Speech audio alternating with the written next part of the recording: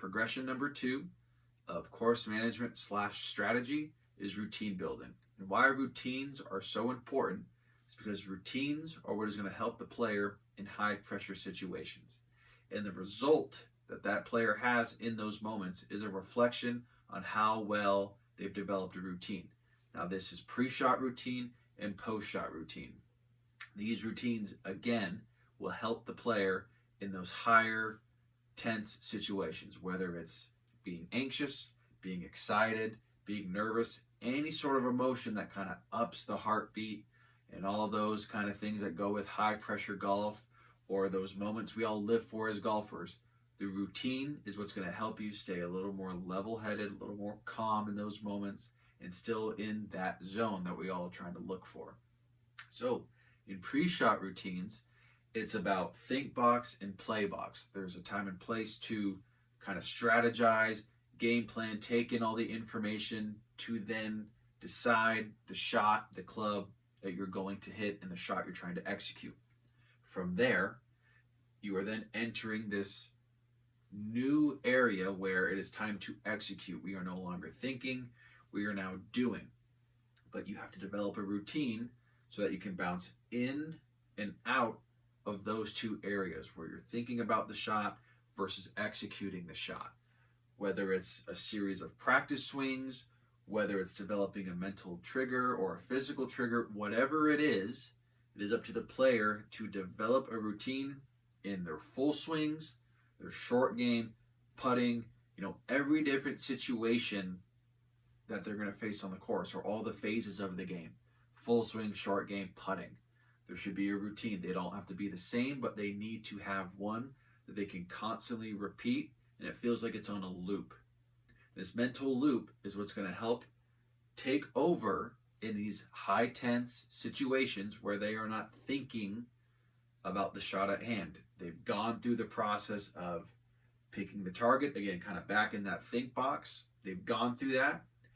And when they are ready to execute, mentally, that mental loop kicks in, and they're almost on cruise control, or almost on autopilot. They're in that flow state and doing, rather than thinking thoughts of, I really hope I pull this shot off. Don't do this. I hope I don't do that. And even positive, I really want to hit a good shot here. All that goes out the window the more we develop that pre-shot routine.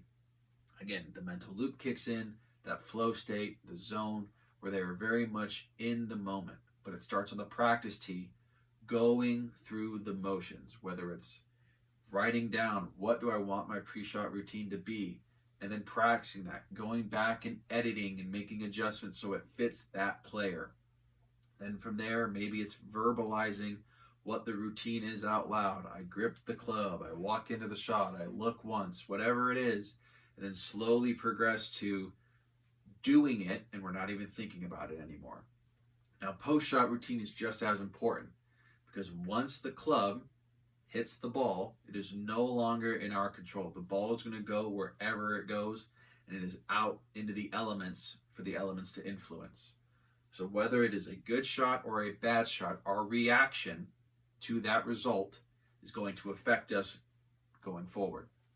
Whether it's a good shot or a bad shot, the routine needs to be as similar as possible. Now, I get it. We're humans. We want to hit good shots. And when bad shots happen, we have a more visceral reaction. But it is our job to process what happened and move off of it quickly.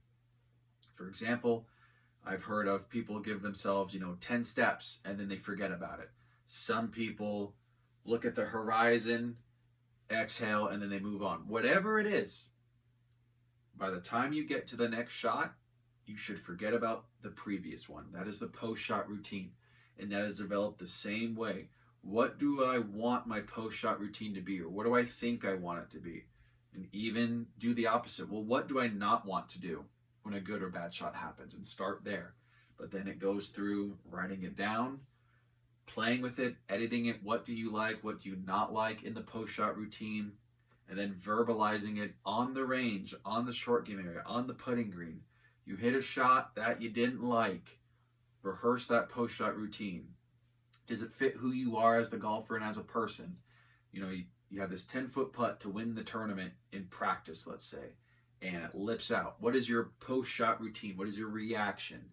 Do you let it bother you and you move on? Whatever it is, rehearse it. So then when it happens in game time, it is, again, not something you're actively thinking or even something that gets you to react. That's not who you are. You know, you hit a bad shot and you immediately want to throw your club. If you've rehearsed your post-shot routine, that reaction doesn't even pop up anymore. It would have been whatever you've rehearsed.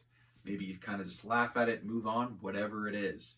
But developing a pre-shot routine and a post-shot routine are very important to the golfer and how they're going to perform in high-pressure situations. Now, with the pre-shot routine, how we can really measure how well it is, we can then put them on a stop clock or stopwatch. Tiger Woods, at the height of his powers, would have a pre-shot routine that would take 13.2 to 13.5 seconds. And that was from the moment he began to walk into the ball until he hit the ball. So once he stepped into it and hit the ball, it took 13.2 to 13.5. When you can get onto a mental loop or a routine that is that in tune, I promise you there's not going to be too many thoughts upstairs, especially distracting thoughts or negative thoughts. Those will not even enter your brain because you are in a mental loop because you have rehearsed this so many times. So again, can't stress enough how important this second progression is. Building a pre-shot routine and really taking it serious as if it was part of the physical game, and the post-shot routine. Because those are going to be the differences between executing the shot and letting the emotions get the best of you in those moments. So pre-shot routine, post-shot routine, and building those out is the second progression for course management / strategy.